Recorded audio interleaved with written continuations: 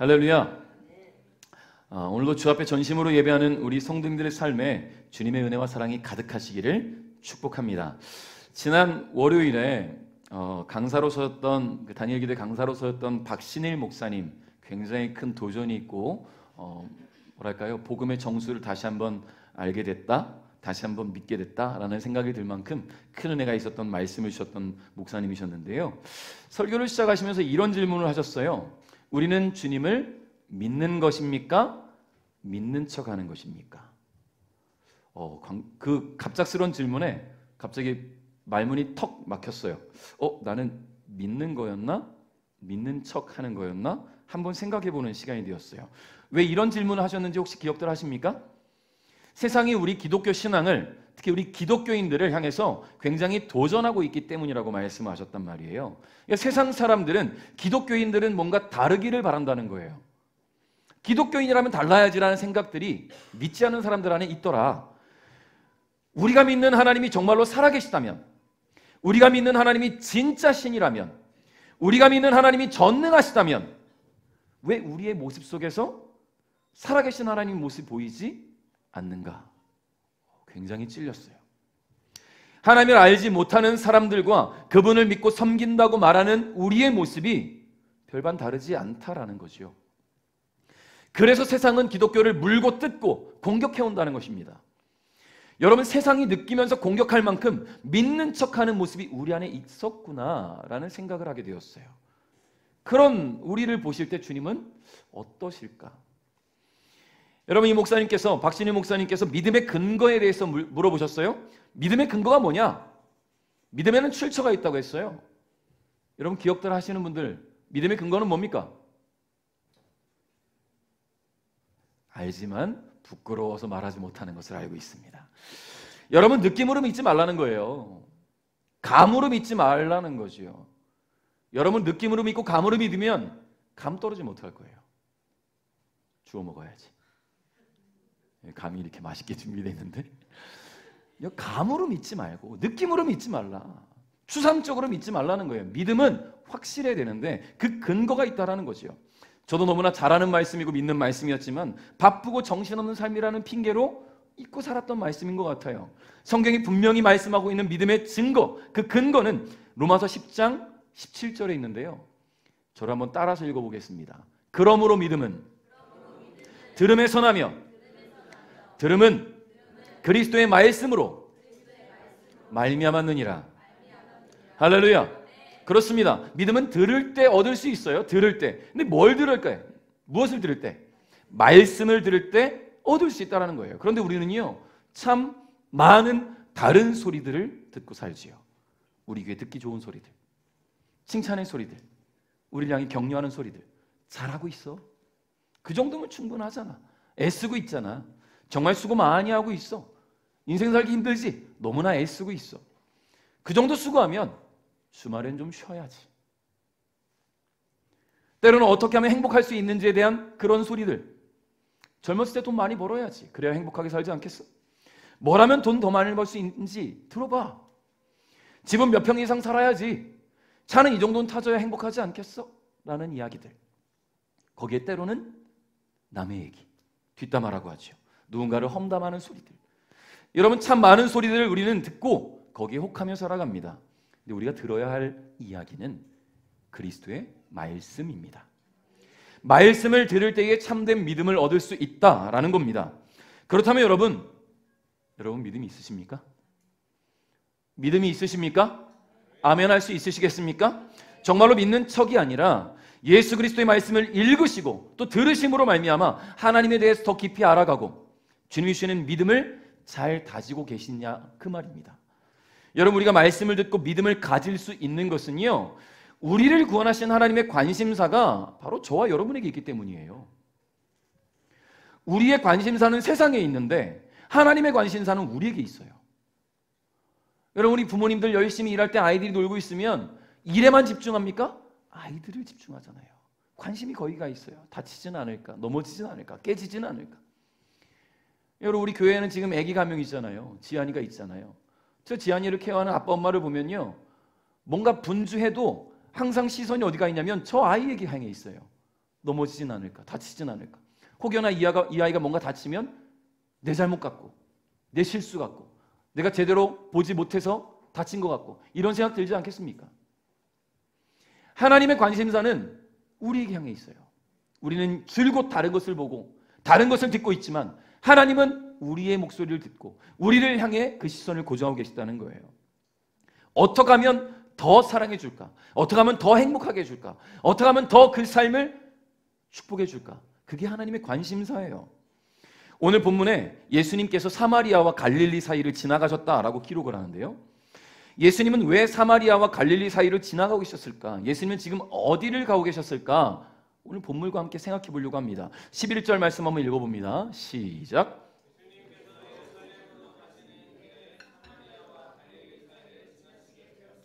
아멘. 자, 예수님의 지금 목적지가 어디라고요? 예루살렘. 예루살렘이라고 성경이 분명히 이야기해요. 이 누가가 기록한 누가복음인데요. 예수님의 목적지는 예루살렘이었어요. 근데 예루살렘에 가기 전에 예수님은 오늘 본문 이전에 어디에서 사역하고 계셨냐면 베레아 지방에서 사역하셨단 말이에요. 요단강이 있다면 제가 지금 요단강이에요. 지도를 다 준비해서 다 다운받아 놓고서 올리질 않았어요. 이렇게 기억력이 좀 떨어져서 제가 요단강이에요. 아시겠죠? 저는 이제 강이에요. 여기에 예루살렘이 있어요. 여기에 베레아가 있단 말이에요. 자, 그리고 사마리아가 어디냐면 예루살렘의 위쪽에 여기에 사마리아가 있고 잘 아시겠죠? 그리고 여기에 갈릴리가 있어요. 근데 예수님 지금 이렇게 지나가시는 거예요. 예루살렘은 여기인데. 여러분, 베레아에서 강만 건너가면 예루살렘이잖아요. 그렇게 넓지 않잖아요. 그죠? 금방 건너갈 수 있단 말이죠. 근데 예수님은 왜 뺑 돌아서 사마리아와 갈릴리 사이를 지나고 계셨을까? 왜 도대체 예수님은 그쪽을 향하셨을까? 근데 더 중요한 것은요, 이쪽을 지나가시면서도 사마리아와 갈릴리를 지나가시는 그 순간에도 예수님의 최종 목적지는 예루살렘이었다. 여러분, 예루살렘이 어떤 곳입니까? 예수님이 뭐 하신 곳이에요? 네? 돌아가신 곳이에요. 우리 아인이가 정확하게 얘기했어요. 예수님이 십자가에 갈려 돌아가신 곳. 예수님께서 십자가의 죽으심으로 인류 구원을 위한 구속사역을 완성하셨던 곳이 예루살렘이에요. 예수님께서는 이 유대와 온 사마리아와 땅끝까지 전하시면서 그러시면서도 항상 그 시선을 어디 향했다? 예루살렘을 향했다. 왜요? 하나님의 관심사는 인류 구원에 있어요. 하나님께서 원하시는 것은 구원에 있었다라는 거예요. 예수님은 어디를 가든 누구를 만나든 그 관심사는 죄와 사망의 권세 아래 매여 있는 하나님의 사람들을 구원하는 데 있었다는 거예요. 여러분, 그 주님이 오늘 저와 여러분을 구원하셨습니다. 할렐루야. 우리를 향한 주님의 구원을 말로만 믿는다 하지 마시고 말씀을 들음으로 마음에 새기시고 온전한 믿음으로 믿을 수 있기를 주님의 이름으로 축복합니다. 여러분, 이 사실 하나만으로도 우리가 주님께 감사할 이유는 충분하다. 할렐루야. 그런데 오늘 본문에 예수님은 이 예루살렘을 향해 가시면서 사마리아와 갈릴리 사이를 지나셨단 말이에요. 요단강을 건너서 금방 가시는 편을 택하지 않으시고 뺑 돌아서 멀리 돌아가시면서 사마리아와 갈릴리 사이를 지나가시다. 목적이 있었다라는 거겠지요. 자, 이 사이를 지나가다가 어느 마을에서 한 무리의 사람들을 만나게 됩니다. 성경은 이들에 대해서 어떤 사람들이었다라고 기록합니까? 문둥병자라고 기록하지요. 몇 명의 문둥병자라고 기록해요? 10명이었다고 이야기합니다. 혹시 문둥병자를 실제로 보신 분 계십니까? 지금은 한센병이라고 하죠. 문둥병자를 실제로 보신 분들. 우리 한영수 집사님, 김경호 목사님, 우리 원로 목사님 두 분 계시네요. 장로님. 저도 대학 다닐 때 저 전라도의 고흥에 있는 소록도에 봉사를 다녀온 적이 있어요. 소록도에는 많은 한센인들이 사는 거잖아요. 물론 이 병은 끝났어요. 다만 병의 후유증을 안고 살아가죠. 이 문둥병이 어떤 병인지 아십니까? 살이 썩는 병이에요. 살이 썩으니까요, 고통도 없이 그냥 뚝뚝 떨어지는 거예요. 손가락이 떨어져 없는 분, 발가락이 떨어져 없는 분, 코가 떨어져 없는 분. 어떤 목사님께서 문둥병에 대해서 이렇게 표현하시더라고요. 어떤 아이가 문둥병에 걸린 아이가 막 뛰어가다가 신발에 돌이 있네? 엄지발가락이 뚝 떨어지는 거예요. 무슨 말인지 아시겠습니까? 고통이 없어요. 다만 살이 썩어서 떨어져 나가는 거예요. 여러분, 구약시대 때는요, 이 문둥병을 저주받은 병이라 했어요. 부정한 병이라고 했어요. 구약시대 때뿐만 아니라 예수님 당시에도 문둥병자들은 저주받은 병, 부정한 병, 그래서 사람들로부터 격리될 수밖에 없는 그런 병이었다라는 거죠. 여러분, 예수님이 그들을 만나셨습니다. 물론 그들 가까이에 가셔서 만나셨다는 이야기는 아니에요. 가까이 갈 수 없어요. 예수님께서 지나가시는 곳이 사마리아와 갈릴리 사이라고 했는데요, 아마도 사마리아와 갈릴리 접경 지역이었던 것 같아요. 당시 문둥병에 걸린 사람들은 마을에서 격리돼서 문둥병에 걸린 사람들끼리만 살아야 됐습니다. 촌락을 이루어서.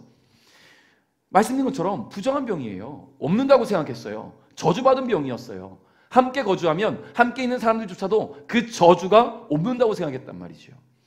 그래서 그들은 사랑하는 가족, 친구, 이웃들을 떠나서 고립된 채 살아갑니다. 사마리아에서 쫓겨난 사람, 갈릴리에서 쫓겨난 사람, 이런 사람들이 그 접경지에 만나서 집단 생활을 하고 있던 것이지요. 12절 13절 한번 읽어볼까요? 시작.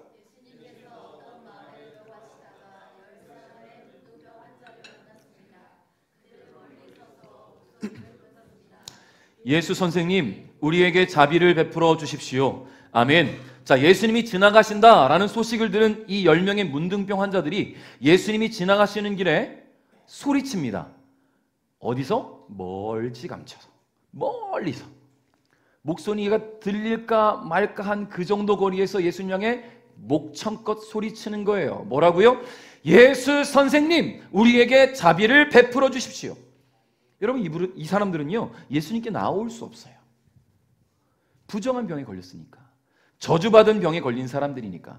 이들은 혹 병이 완전히 고쳐지고 나면 제사장에 가서 몸을 보이고 병이 나았구나라고 인증을 받아야만 사람들과 함께 살아갈 수 있었단 말이에요.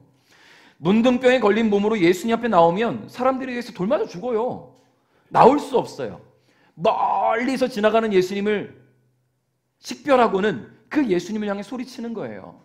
여러분, 이 광야 지역이 얼마나 넓습니까? 이렇게 신뢰라면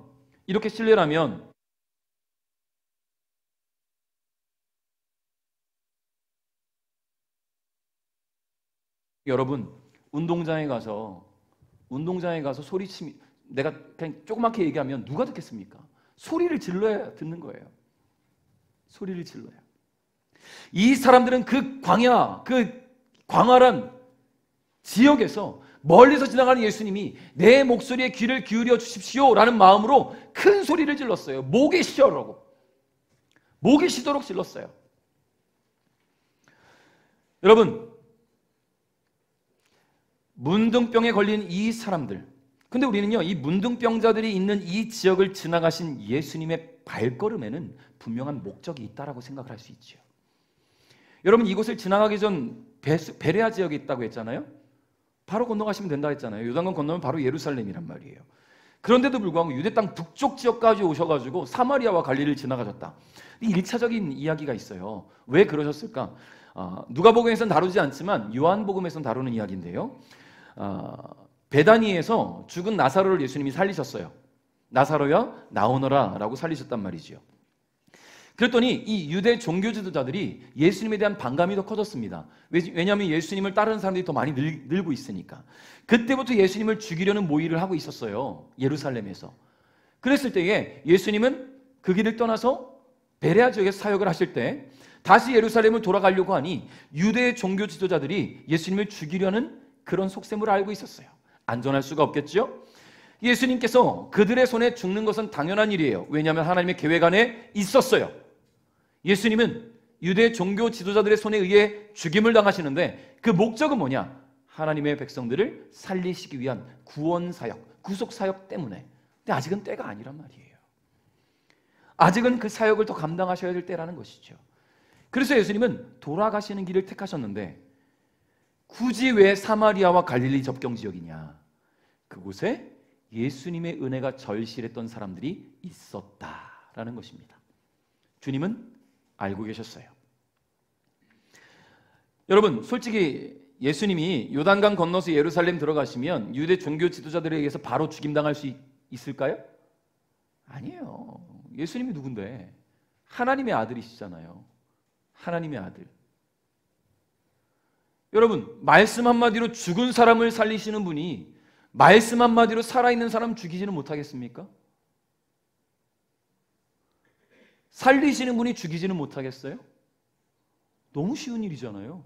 말씀으로 온 열방을 창조하신 하나님이 말씀 한마디로 사람 죽이는 것이 어렵겠어요? 제가 오래전에 보았던 만화책이 있어요. 신암행어사라는 만화책인데요. 보신 분들 없죠?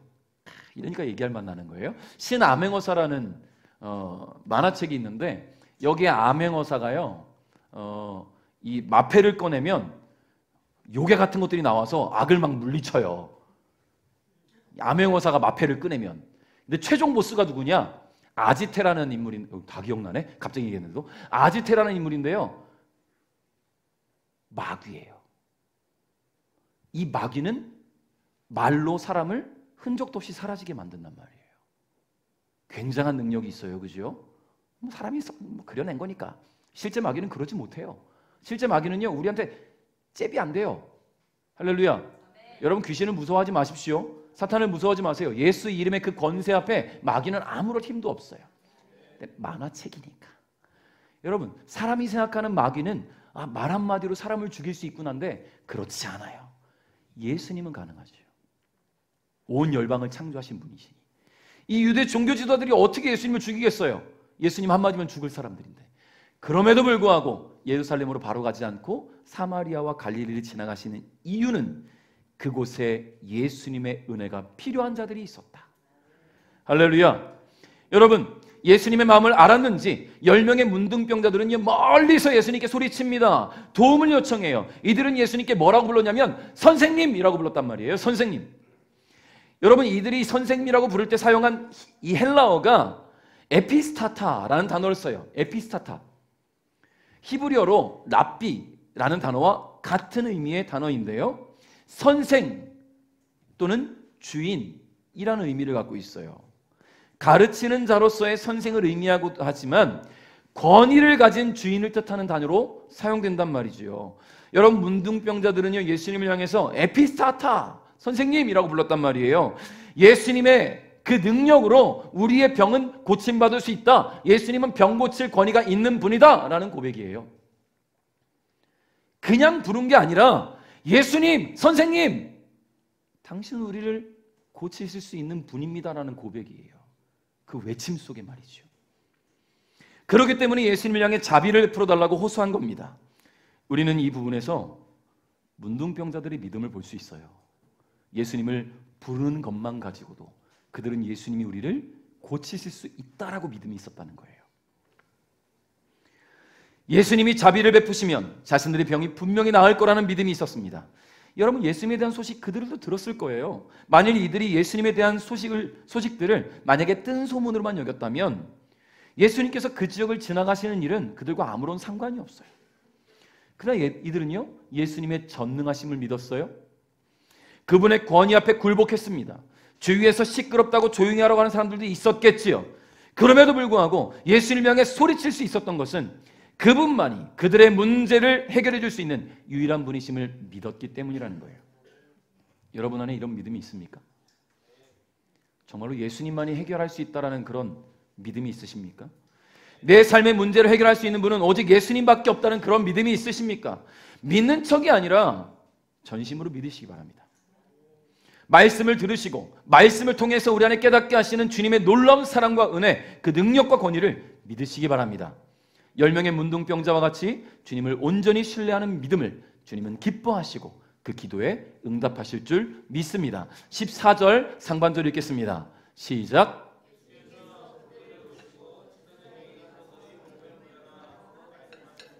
아멘. 자, 예수님께서 그 지역을 지나가신 목적을 지금 행하십니다. 만약 이들이 예수님을 향해서 부르짖지 않았다면 예수님은 그냥 지나가셨을 거예요. 있는 줄 알지요. 왜 모르겠어요? 예수님은 다 아시는 분인데. 맞은편 마을로 가면 나귀 한 마리가 묶여 있을 것이다. 보지도 않고 다 하시는 분인데 이 사람들이 거기 있다는 걸 왜 모르시겠습니까? 만약에 이들이 예수님을 향해서 큰 소리를 내지 않았다면 예수님은 굳이 찾지 않는 그들에게 다가가지 않으실 거예요. 지나가실 거예요. 여러분, 여기에 기도의 목적이 있는 거예요. 주님, 우리를 다 아세요. 내 마음에 지금 어떤 기도의 제목이 있는지, 어떤 문제 앞에 있는지, 어떤 문제 때문에 우리가 지금 힘들어하는지 다 알고 계세요.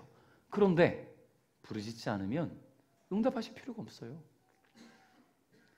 주님께 요청하지 않으면 주님이 못하러 응답하십니까?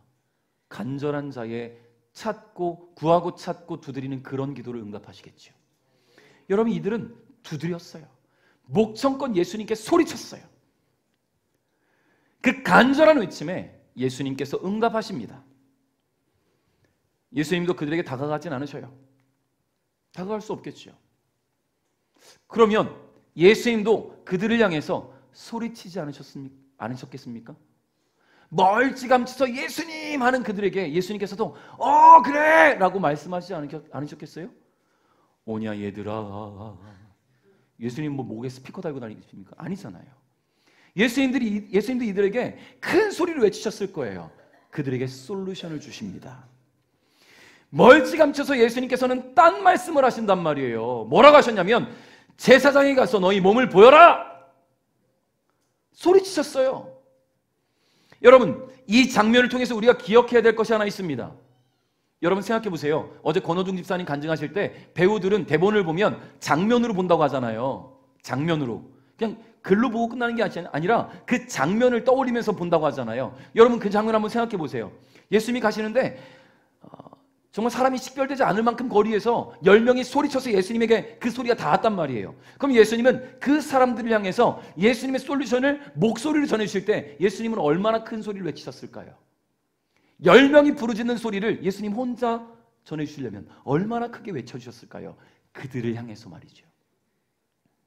그런데 나라가 아니었어요. 제사장이 가서 너희 몸을 보여라 라고 소리치셨다는 말이죠. 여러분, 이 장면을 한번 떠올려 보세요. 예수님의 그 말씀에는 권세가 있다라는 거예요. 예수님의 말씀에는 능력이 있다라는 거예요. 예수님은 말씀만으로도 병을 치유하고 말씀만으로도 귀신을 쫓아내시고 말씀만으로도 죽은 자를 살리시는 분이라는 것. 어떤 특정한 방법이 필요 없습니다. 주님한테는. 예수님은 하나님의 아들이시니까. 그분의 신적 권위에 의해서 모든 것들이 굴복할 수 있다는 것을 우리는 말씀을 통해 알 수 있다는 거예요.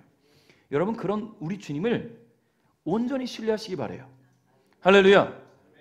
누군가가 경험한 응답, 누군가가 경험한 기적, 누군가가 경험한 은혜, 여러분 이런 거에 귀를 기울이지 마십시오. 이번 다니엘 기도에 여러분 수많은 간증자들이 그들 간증 이야기를 할 때 거기에만 집중하라고 다니엘 기도를 하는 게 아니에요.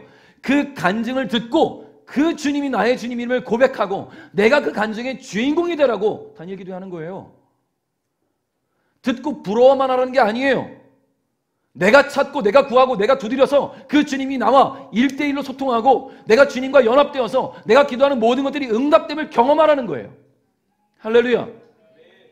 그러니까 누군가의 이야기를 들을 게 아니라 주의 음성을 들어야지요. 주의 음성을 들어야지요. 주님이 나에게 찾아와서 이렇게 해주셨으니 너에게도 그런 일이 있지 않겠니? 라는 것이 아니라 주님 나에게도 찾아와 주십시오라고 외쳐야지요. 주님이 직접 전해주시는 말씀을 들어야지요. 여러분, 예수님의 솔루션은 하나였어요. 제사장에 가서 너희 몸을 보여라. 여러분, 이제 문둥병자들의 차례예요. 솔루션은 왔잖아요. 고민할 필요가 없어요. 믿음이 없었다면 이런 고민했겠죠. 왜 예수님은 우리에게 오셔서 손 얹고 기도하시지 않지? 왜 예수님 우리에게 뭔가 약을 발라주시지 않지? 우리의 머리에 손 얹고 기도하시면 나을 텐데 왜 그렇게 하시지 않지?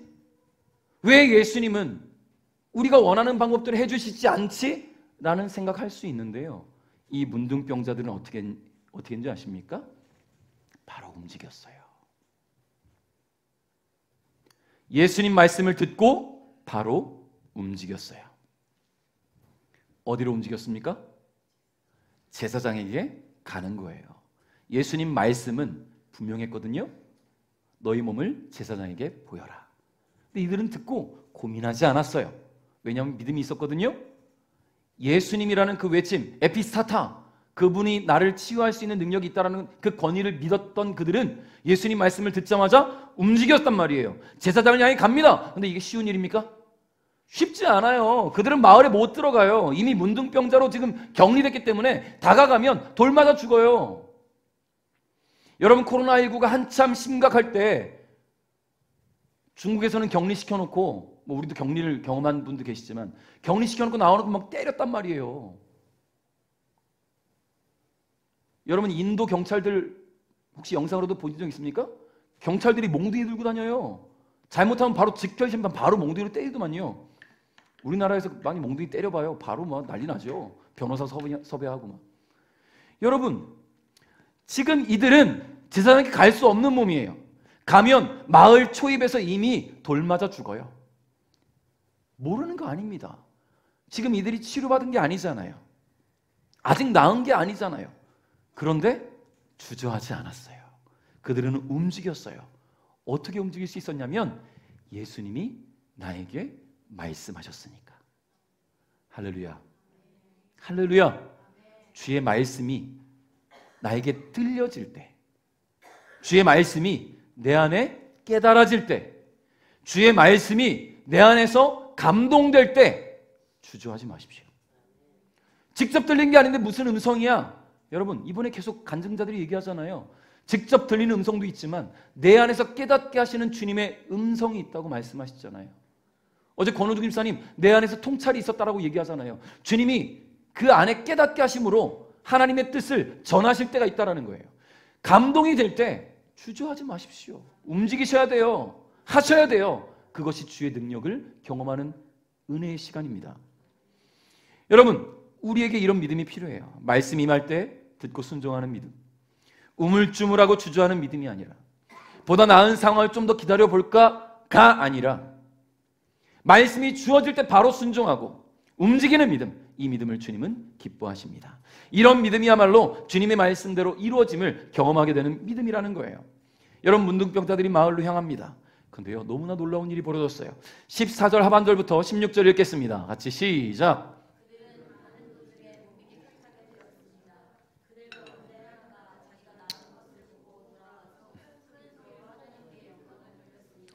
그리고 예수님의 발 앞에 엎드려 감사를 드렸습니다. 그는 사마리아 사람이었습니다. 아멘.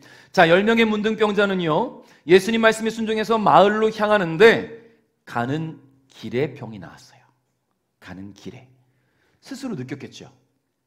여러분, 예수님께서 문둥병을 치료하셨다는 것은요, 회복이 됐다는 것은요, 떨어져 나간 손가락이 새로 났다는 거예요.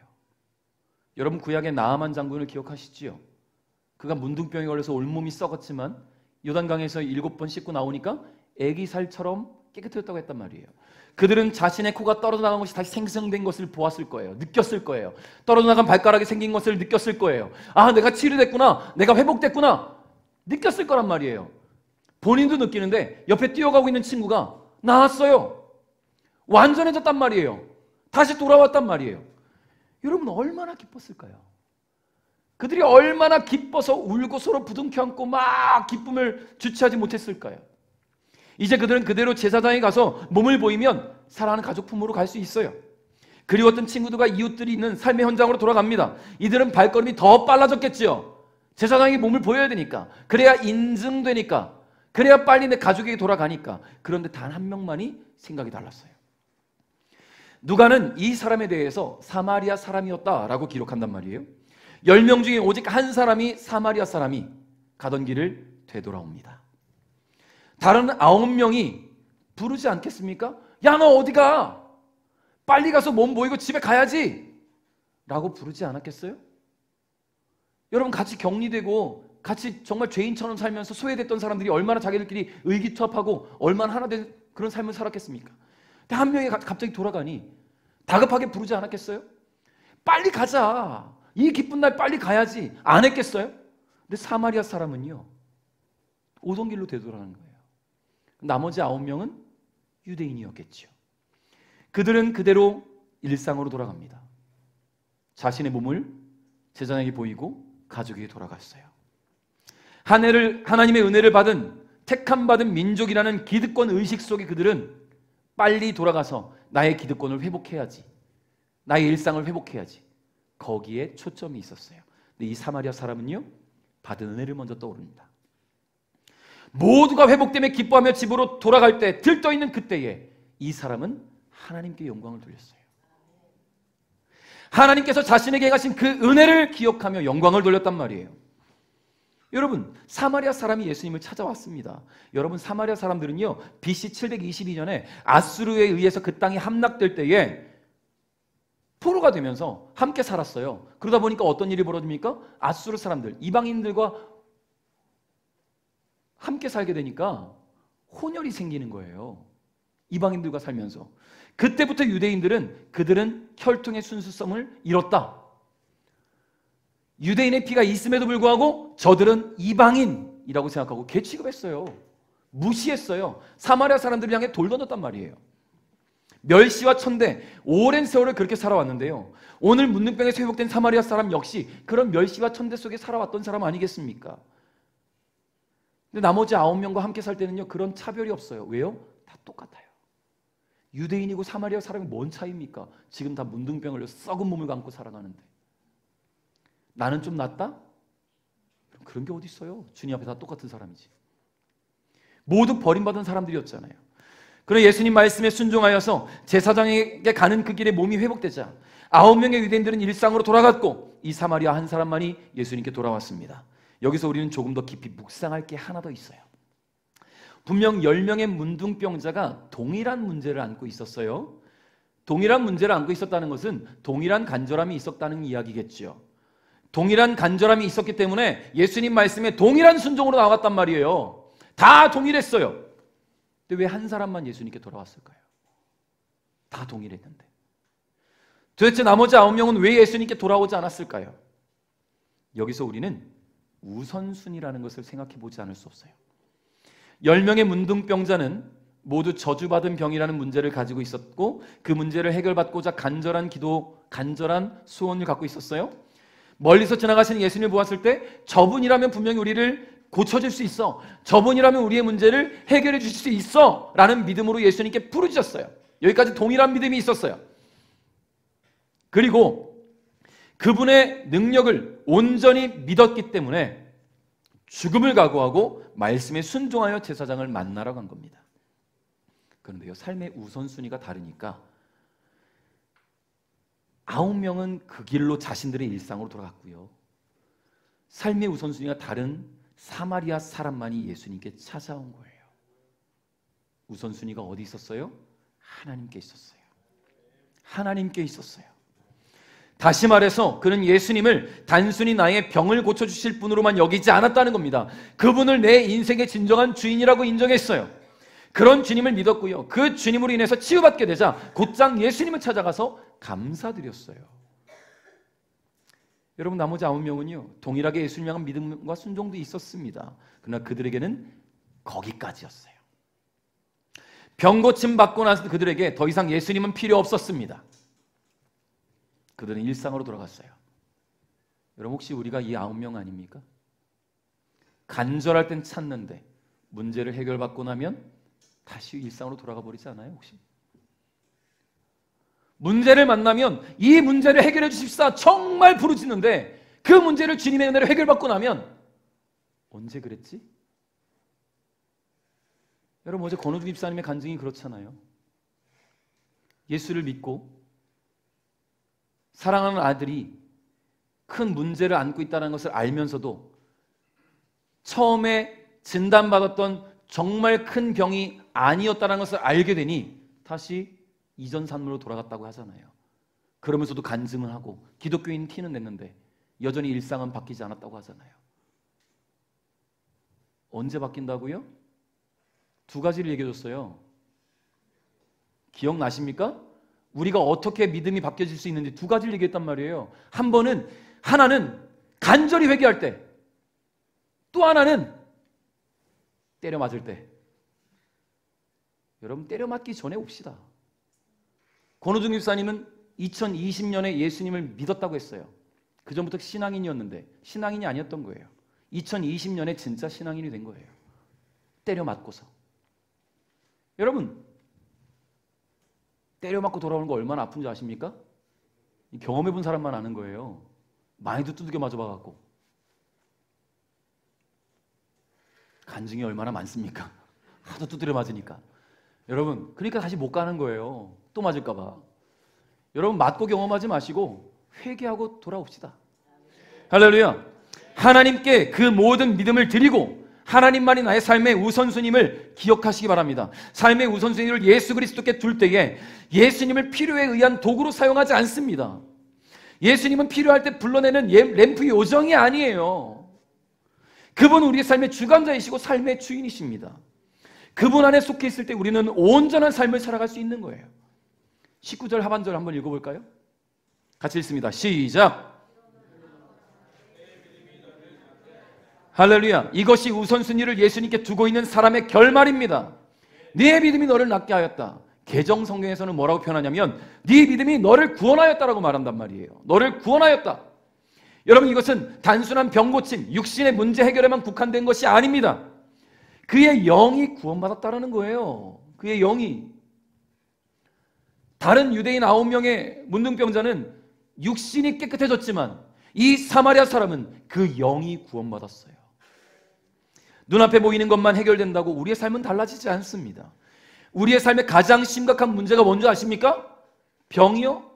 재정의 문제요? 관계의 문제요? 사업이 힘듭니까?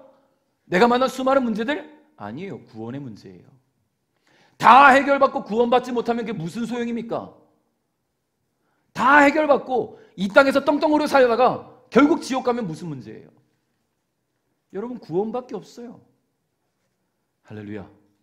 여러분, 예수 그리스도를 믿음으로 말미암아 그리스도의 말씀을 들음으로 말미암아 우리가 믿음을 마음에 품었다는 것을 기억하시고 그 믿음으로 우리는 구원받았음을 잊지 않기를 주님의 이름으로 축복합니다. 말씀을 맺겠습니다. 오늘 우리는 추수감사주일로 드리고 있어요. 여러분, 감사는 억지로 드리는 게 아닙니다. 병고침 받고 예수님께로 돌아온 이 사마리아 사람, 누가 시키지 않았어요. 그 10명이 가는 길에 누가 옆에서 같이 대동하지 않았어요. 10명 자기들끼리 가고 있었단 말이에요. 9명은 그대로 직진, 사마리아 사람만 유턴했습니다. 그의 안에 말씀을 듣고 얻은 온전한 믿음이 있었다는 거예요. 예수님 말씀을 들으니까 믿음이 생긴 거예요. 그 말씀을 듣고 나서 생긴 그 믿음 때문에 예수님께 돌아올 수 있었어요. 말씀을 주신, 말씀이 되신, 말씀으로 새 삶을 허락하신 예수님께 달려가 감사를 표현한 것입니다. 로마서 10장 9절부터 17절까지를 제가 여러분께 좀 읽어드리려고 합니다. 여러분, 제가 읽을 텐데요, 눈을 감고 들으셔도 되겠습니다. 보시면서 따라 읽으셔도 좋겠습니다. 다만 말씀으로 이 말씀을 받으시면서 오늘 나눈 말씀을 다시 한번 기억해 주시기 바라겠습니다. 여러분이 만일 여러분의 입으로 예수님은 주님이시다라고 고백하고 또 마음으로 하나님께서 그리스도를 죽은 자들 가운데서 다시 살리신 것을 믿으면 여러분은 구원을 얻을 것입니다. 여러분은 마음으로 믿어 의롭다함을 얻으며 입으로 고백하여 구원을 얻습니다. 성경은 이렇게 말합니다. 그를 믿는 자는 누구나 부끄러움을 당하지 않을 것이다. 유대인이나 그리스인이나 차별이 없습니다. 동일한 주님께서 모든 사람의 주님이 되시며 그를 부르는 모든 사람에게 풍성한 복을 주십니다. 그것은 누구든지 주님의 이름을 부르는 자는 구원을 얻을 것이기 때문입니다. 그러면 그들이 믿지 않는 분을 어떻게 부를 수 있겠습니까? 또 그들이 들은 적이 없는 분을 어떻게 믿을 수 있겠습니까? 그들에게 선포해주는 사람이 없는데 어떻게 그들이 들을 수 있겠습니까? 그들이 보냄을 받았지 않았다면 어떻게 선포할 수 있겠습니까? 좋은 소식을 전하는 사람들의 발이 얼마나 아름다운가 라고 기록된 말씀처럼 말입니다. 그러나 이스라엘 백성이 다 복음을 받아들인 것은 아닙니다. 이사야가 이렇게 말씀하였습니다. 주님, 우리가 전한 것을 누가 믿었습니까? 저를 따라합니다. 따라서 믿음은 말씀을 듣는 것에서 얻게 되고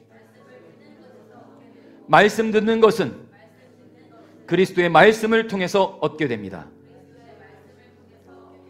할렐루야. 오늘 말씀을 들음으로 모두 각자의 믿음을 점검할 수 있기를 바랍니다. 그 믿음으로 변함없이 주님을 따라갈 수 있기를 바랍니다. 이미 얻은 구원의 은혜, 여러분 그거 잊어버리고 삶 속에서 만나는 문제만 집중하지 마십시오. 삶에서 문제를 만났다면 주님께서 나에게 기도하라는 사인이에요. 여러분이 다니엘 기도를 우리에게 주신 이유가 있습니다. 회복되라고, 주저앉아 있지 말라고, 하나님이 주신 은혜를 다시 한번 되뇌이라고 기도를 주셨어요. 여러분, 고난은 감추어진 축복이라 했습니다. 비록 고난과 고통의 삶일지라도 우리는 이미 구원받은 하나님의 계획이 있다는 것, 하나님께서 구원하신 하나님 백성으로서의 그 인생의 계획이 있다는 것을 여러분 기억하시기를 바라겠습니다. 이 변함없는 사실에 감사하며 주님께서 남겨주신 삶, 주님을 위해 감사하며 살아가는 우리 베델가족 여러분 될 수 있기를 주님의 이름으로 축복합니다.